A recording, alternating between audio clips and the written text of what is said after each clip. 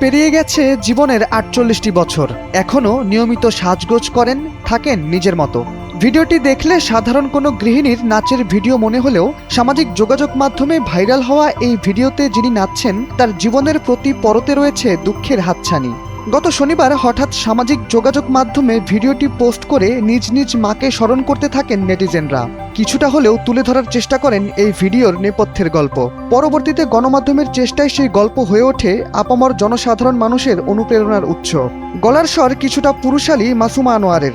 শ্বশুর বাড়িতে থাকাকালীন শাশুড়ি একবার তার গলা টিপে ধরেছিলেন, তারপর থেকেই তিনি কথা বলেন পুরুষালী কণ্ঠে। কিন্তু এটি তার জীবনের একমাত্র দুঃখ নয়। ১৬ বছর বয়সে পালিয়ে বিয়ে করেছিলেন মাসুমা, তবে ২০০৮ সালে তার স্বামী একেবারে নিরুদ্দেশ হয়ে যান।